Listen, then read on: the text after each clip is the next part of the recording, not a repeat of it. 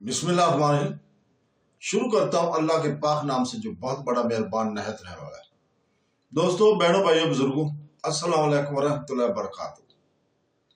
तारीख़ इस्लाम में हम सुल्तान बबरस की दास्तान जारी रखे हुए हैं और उसकी 35 नंबर किस्त आपके सामने पेश कर रहे हैं।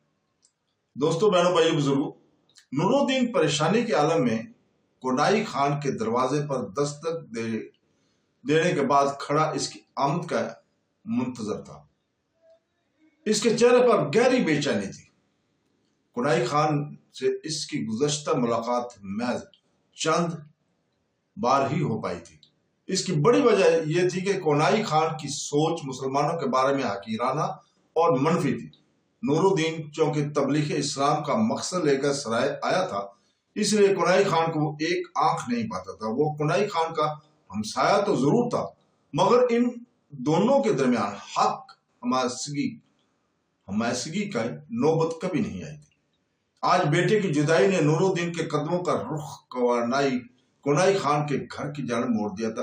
कोनाई खान अपना लिबास दुरुस्त करता हुआ दरवाजे पर आया। इसकी निगाह जूं ही नूरुद्दीन पर पड़े तो इसका मुंह बन गया। कहो अरब, नूरुद्दीन इधर रास्ता कैसे भूल गए? कोनाई खान के लहजे में बेइतनाई के साथ साथ गहरा तंज भी था। इसकी बात सुनकर नूरुद्दीन के चेहरे पर फीकी सी हंसी फैल गई। कोनाई खान, जब साथ में रहना पड़े तो बंदे को एक दूसरे से काम निकल ही आते हैं। मैं एक अच्छे हमसाये के पास आया हूं, क्या तुम हक़ हमासगी निभाने पर आमादा हो? छोड़ो मेरी और तुम्हारी क्या हमासगी है, तुम अपना मतलब बयान करो, क्या चाहते हो? बात कुछ यूं है कि मुझे आज मालूम हुआ कि मेरे बेटे मतीउद्दीन को किसी मंगोल कबीले ने सराय के बहर से अगवा कर लिया। तुम्हारी तो सरकारी दरबार तक अच्छी खासी रसाई है, क्या तुम मेरी कुछ मदद कर सकते हो? नूरुद्दीन के लबों पर बेटे का नाम जूं ही आया, इसकी आवाज रंद सी गई। ये तुम क्या कह रहे हो?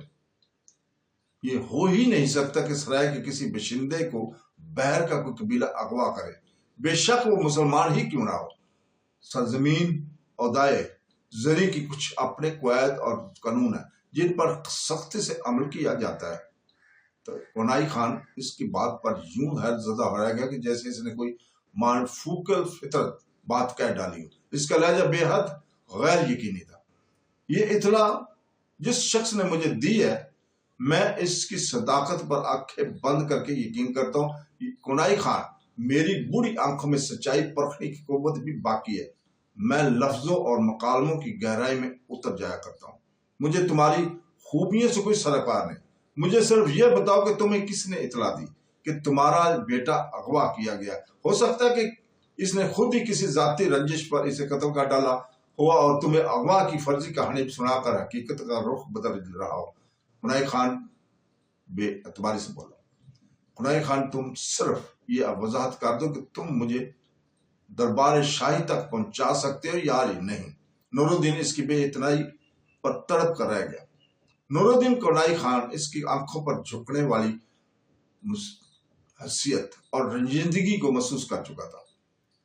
इस बार वो कदरे हमदर्दाना लहजे में गोया हुआ, अंदर आओ और सुकून से बैठकर मुझे सब तफसील से बताओ कि क्या हुआ और कैसे हुआ। कोनाई खान दरवाजे के पहलू में हट गया। नूरुद्दीन बोझल कदमों से चलता हुआ अंदर दाखिल हुआ। अगली साथ में वो दोनों एक छोटे से कमरे में पहुंच गए। वहां नहायत कीमती साजो सामान से ज़बैश की गई थी। नूरुद्दीन की निगाहें जूं ही इस आरैश पर पड़ी तो दिल पर चोट लगती हुई महसूस हुई। एक तरफ तो बेटे की जुदाई का गम था, तो दूसरी जानब वो ज़बैश थी। इसकी आंखें भीग सी गई।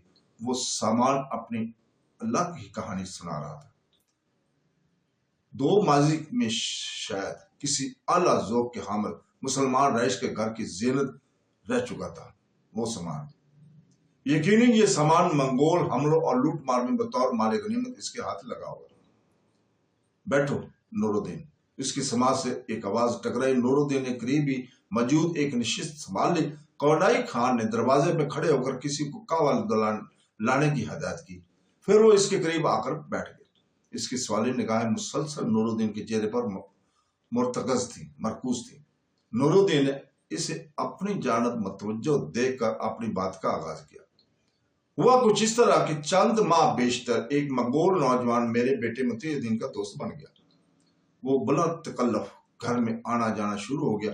मैंने जब उसे देखा तो इसके चेहरे पर छाई हुई मासूमियत ने मेरे दिल भी मोह लिया था। मैंने इसे अपने घर में आने जाने की इजाजत दे दी थी। कुछ दिनों बाद वो मेरे बेटे के हमरा शिकार के लिए निकल गया। वो दोनों एक दो रोज बाद वापस आ जाया करते थे। मैं मुतमिन था कि इस तरह मेरा बेटा आने वाले वक्तों में इस रियासत में खुद को अजनबी महसूस नहीं करेगा। कुनाई खान इसकी बात पर पहलू बदल कर रह गया था। वो मुसलमानों को अपनी सरजमीन से बाहर निकालने का ख्वाहिशमंद था, मगर नूरुद्दीन मुस्तकबिल में भी यही बसने की बात कर रहा था। नूरुद्दीन इसके चेहरे की कैफियत से बेखबर बोले जा रहा था। मगर गुज़श्ता दिनों तकरीबन एक हफ्ता कबल वो दोनों सरकेशी पहाड़ी पर शिकार के लिए रवाना हुए। हालांकि मुझे आगाह नहीं किया गया था कि वो सरकेशी पहाड़ी पर जाएंगे। मुझे एक दो दिन तक कोई फिक्र नहीं हुई, मगर जब 4-5 रोज बीत गए तो मैं परेशान सा हो गया। मैंने तुम्हारे घर पर दस्तक दी तो मालूम हुआ कि तुम कहीं बाहर गए हो। लिहाजा मैंने कोतवाली में जाकर इसकी गुमशुदगी की इतला दी। उन्होंने मुझे कुछ दिन तक इंतजार करने का कहकर टाल दिया। मैं बेहद परेशान हूं कि मुझे बताइए, बिना इतने दिनों के लिए कहीं नहीं जाया करता था मेरा बेटा, फिर इसने इस मरतबा क्या किया? आज सुबह इसका दोस्त वापस लौट आया। इसका चेहरा काफी परेशान और सस्ता हुआ दिखाई दे रहा था, तो मैं घबरा गया। इसने बात को घुमा फिरा कर करने की बजाय साफ लफ्जों में कहा, आपके बेटे को सुर्ख नामी कबीले के लोग अगवा करके ले गए। बहरहाल आप फिक्र ना कीजिए, मैं अपनी पूरी कोशिश करूंगा कि इसे कोई गजंद ना पहुंच सके। ये मेरा वादा है कि मैं चंद ही दिनों में इसे सही सलामत वापस ले आऊंगा। इसकी बात पर जहां मुझे परेशानी होने लगी, वहीं इसके लहजे में मौजूद मजबूत अज़म ने मेरे एतमाद और भरोसा को भी किसी हद तक बंधा दिया। मगर इसके जाने के बाद मुझे ख्याल आया कि भला तनहा क्या कर सकता है। मुझे खुद भी इस बारे में कोई अमली कदम उठाना चाहिए। इसलिए मैंने तुम्हारे पास आने का सोचा, फिर रुक गया कि तुम तो सराय में मौजूद नहीं। मेरे गुलाम ने मुझे आगाह किया कि इसने तुम्हें रात को देखा है। मैं फौरी तौर पर चला आया हूं कि क्या मुझे दरबार शाही तक पहुंचा सकते हो? कुनाई खान मौहवियत से इसकी बातें सुन रहा था और इसे मालूम ही नहीं हो सका कि कब इसकी जवान साला बेटी गुल कावाले की तश्त लेकर वहां आ पहुंची। जब इसने अपनी चूड़ियां धीरे से खनखनाई तो वो चौंक पड़ा। तो कुनाई खान ने इसकी जानब एक नजर डाली और इसे लौट जाने का कहा। वो खामोशी से वापस लौट गई। इसने नूरुद्दीन की काफी बातें सुन ली थी। तो दोस्तों, इसके साथ ही हम आज इजाजत चाहते हैं। कल इंशाअल्लाह ताला यहीं से शुरू करेंगे अगली 36 नंबर में। अल्लाह हाफ़िज़।